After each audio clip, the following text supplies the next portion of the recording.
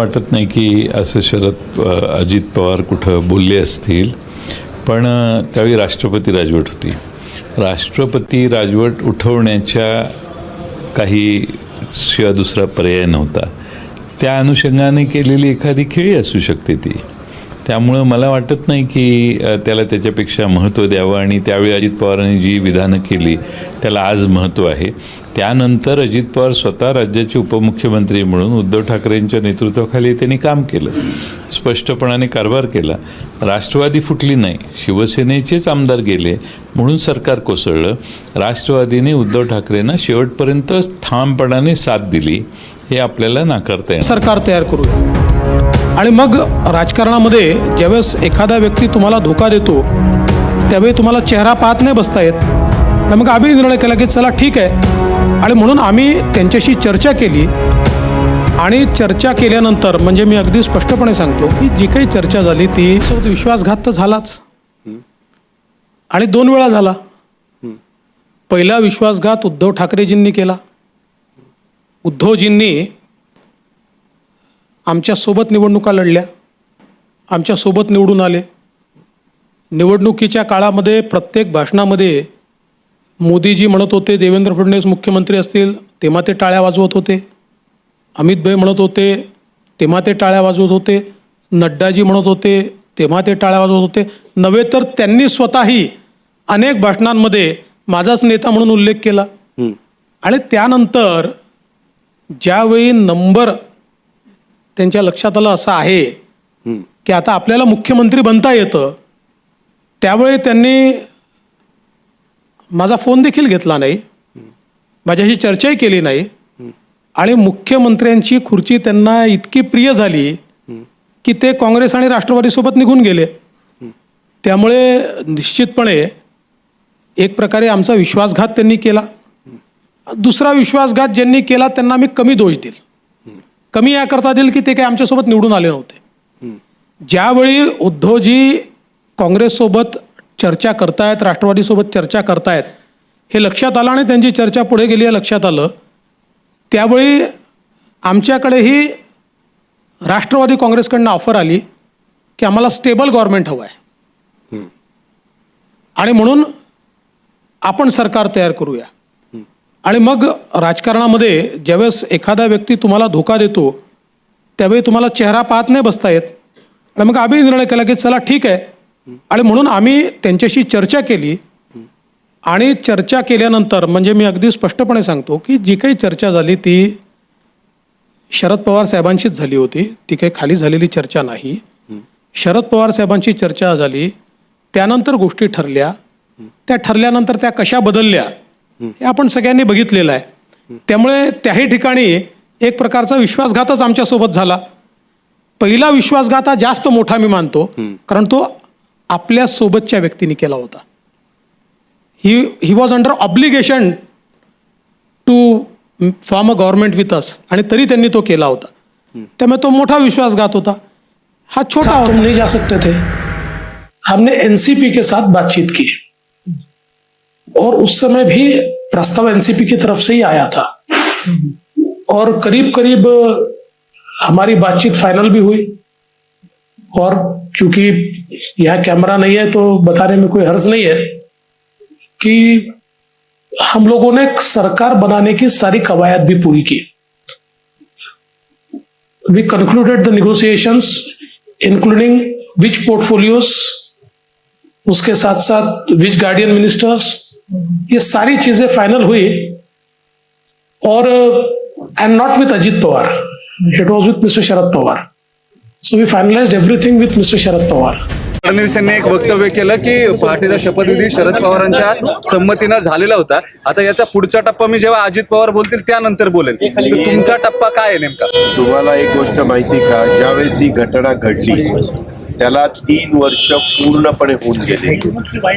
आता त्याच वेळेस मी सांगितलेलं होतं की याबद्दल मी बोलणार नाही. तुम्ही पत्रकार मित्रांना माझा स्वभावच कळलेला नाहीये. मी बोलणार नाही म्हणल्यावर बोलणार नाही. त्याबद्दल मी पण देवेंद्रजींनी जे काही वक्तव्य केलं ते माझ्या पाहण्यात आलेलं आहे आणि ऐकण्यात पण आलेलं आहे आणि वाचनात पण आलेलं आहे. पण मला तो विषय काढायचा नाही, कारण आज आपल्या राज्याच्या समोर इतर विषय आहे. जुने विषय उकरून त्याच्यातनं काय साध्य होणार आहे? त्याच्यातनं आत्ताचं आलेलं सरकार याच्यावर काही परिणाम होणार आहे? आता असलेली राज्यातली महागाई त्याच्यावर काही परिणाम होणार आहे? आज जी प्रचंड बेरोजगारी आहे त्याच्यावर काही परिणाम होणार आहे? झालं गेलं संपलं. आता तेच उकरून काय उपयोग आहे? दादा, पण तुम्हाला काय दादा, वाटतं तुम्ही हे नेहमी काढण्यामागे- स्पष्ट बोलणारे आहात. कारण दादा, की खरं आहे का? मी सत्ता संघर्षाची सुनावणी सुरू आहे. सत्ता संघर्षाची दादा सुनावणी सुरू तुम्ही आहे. स्पष्ट बोलणारे आहेत नेहमी, तर नेमकं असं काय घडलंय तुम्ही बोलत नाहीये? विषय डायव्हर्ट. कवडा नाहीये त्याच्यामुळे देवेंद्रजींना अर्थात देवेंद्रजी पुढं मिटिंगला वगैरे कुठं भेटले तर मी त्यांना विचारीन की बाबा हे आत्ताच अशा स्टेटमेंट काढण्यामागचं कारण काय, असा प्रश्न. अरे तुम्ही मला मूर्ख समजता का? खरं आहे का खोटं आहे का? मी सांगितलं ना त्या विषयावर. आरोप यही कर रहे थे कि इतने जल्दबाजी में राज्यपाल ने शपथ दिलाई, हमको मौका क्यों नहीं दिया गया? हम भी कोशिश कर रहे थे, हम भी गए थे राज्यपाल के पास. मेरे पास जब उनके दल का एक व्यक्ति, उनका प्रमुख व्यक्ति कहता है, उनके दल का नेता कहता है, तो मैं सोचता हूं कि उसके बाद उनका कहने का तो कोई अर्थ ही नहीं है. और वो व्यक्ति अगर इतना इम्पोर्टेंट नहीं होता तो कहे को इतना इम्पोर्टेंट दे, फिर तो उन्होंने उसी को गले लगा लिया. अगर वो गलत था आदमी जो हमको बोल रहा था, वो इतना गलत था, पापी था, गड़बड़ था, उसको गले क्यों लगाया? उसको डिफैक्टो चीफ मिनिस्टर क्यों बनाया? तो आप कह रहे सब तो ही था. Ajit Pawar de facto chief minister थे, उद्धव ठाकरे नहीं. अजीत फैक्टो मतलब डिफैक्टो चीफ मिनिस्टर ही तो थे ना. कोई खबरें जानकारी आप तक तो आती ही होंगी उस इसमें समय. डिफैक्टो थे कि वो सुबह 8 बजे से काम करते थे, रात के 12 बजे तक काम करते थे. कोई दूसरा तो मैंने काम करते देखा नहीं.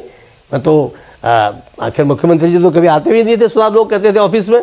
अच्छा, या हो सकता है आपकी जानकारी हो, रोज आते हो तो मैं आपको नमन करता हूँ अगर आपको अच्छी जानकारी है तो मुख्यमंत्री, आप कहते हैं मुख्यमंत्री आपके पास नहीं आए, मुख्यमंत्री आपको मिलने नहीं मेरे आए. मुख्यमंत्री देखो, छोड़िए मुख्यमंत्री, सीधी सी बात है कि उस दिन मैंने जो कुछ भी किया है, मैंने कहीं संविधान का कोई उल्लंघन नहीं किया है. हाँ, समय मैंने ज्यादा दिया होगा, सुप्रीम कोर्ट ने कहा कम कर दो, मैंने कम कर दिया. सुप्रीम कोर्ट ने ये तो नहीं कहा कि तुमने गलत कर रखा है, उन्होंने समय कम दो. उसने कहा कि तुमने गलत शपथ दिलाई, रात रात क्यों दिलाई? उन्होंने कहा कि आप इतना समय मत दो इनको. समय की बात हो सकती है, इसलिए इंटरप्रिटेशन क्या करना. महाराष्ट्र जैसे लोग इतने, जहाँ के लोगों की पूजा करनी चाहिए, जहाँ लोकमान्य तिलक हुए हों, जहाँ अम्बेडकर जी, बाबा साहब अम्बेडकर हों, इसी युग में, पुराने युग की बात नहीं कर रहा हूँ, आज के समय में है. और वहाँ उस पॉइंट को किसी ने देखा नहीं. सुप्रीम कोर्ट ने तो यही कहा ना, समय ज्यादा दे दिया है, कम कर दिया. लेकिन सवाल या आरोप यह भी हुए कि उस समय आज पर राजनीतिक दबाव था, आप दबाव के चलते भाजपा की सरकार लाने के लिए काम कर रहे थे. किसी दबाव में काम नहीं करता है. आज तक हमने किसी दबाव में नहीं किया. आज हम महाराष्ट्र गए भी तो प्रधानमंत्री मोदी जी के प्रेम स्नेह और उनके एक प्रकार से विश्वास के कारण से गए, हम दबाव में गए नहीं. हाँ, दबाव हम जनता का मान सकते हैं कि हमारे उत्तराखंड की जनता ने कहा नहीं आप जरूर जाइए. मैं तो 2016 में कहते थे मैं राजनीति नहीं करूंगा 19 के बाद, तो कहां से दबाव हो गया? तो कहां से मैं दबाव की राजनीति करूंगा? लेकिन सवाल यही था कि इस तरह क्यों किया गया? छुप छुपा, रात सुबह तो 8 बजे लोग उठे भी नहीं थे तब शपथ लेनी गई थी. ये तो आप ये प्रश्न मुझसे मत पूछे, जो मेरे पास आ रहे हैं और मेरे पास कह रहे थे जिम्मेदार आदमी, और मैं संविधान के हिसाब से ही मैंने कहा ठीक है, दल है, आप कह रहे हो तो ठीक है, आप अपना बहुमत सिद्ध करो. इसमें कहाँ दबाव हो गया? इसमें कहाँ 8-7 का बदलाव हो? तो वो जाने मुख्यमंत्री का काम है. वो 7 बजे ले, 5 बजे ले, रात के 12 बजे ले, वो मेरा काम थोड़ी है किस महीने हो. नहीं, जितनी फुर्ती से आपने शपथ दिलाई या जो आपने काम किया, मेरा सवाल यह है कि उतनी फुर्ती से आपने महाविकास आघाडी सरकार के जो काम काय आलं हे कदाचित तुम्ही पाहिलं असेल. हे तुम्हाला माहिती होतं की नव्हतं, हा एक मुद्दा. आणि अजित पवार बोलत का नाही? नाही, असंही बोलायची आवश्यकता काय? काही गोष्टीच्या सवयीची. आता मी सरळ सांगितलं, जर असं काही घडलं नसतं तर राष्ट्रपती राजवट सुटली असते का? राष्ट्रपती राजवट सुटली नसती तर उद्धव ठाकरे मुख्यमंत्री झाले असते का? थोडं काहीतरी. सर, 2019च्या स्टार प्रचारक मध्ये डॉक्टर अमोल कोल्हे एक प्रचारक होते, यावेळेस ते कुठेही दिसत नाही. ठीक आहे, असतील होतं, अनेक काही कार्यक्रमात असतील, नाही असं नाही. या मतदारसंघामध्ये 50% तरुण मतदार आहेत आणि तरुणांच्या ज्या काही नोकऱ्या होत्या ते इथून गेलेले आहेत. 1 ते 2 लाख रोजगार देणारा प्रकल्पही केलेला आहे. तरुणांना कसा रोजगार ठिकाणी मिळू शकेल?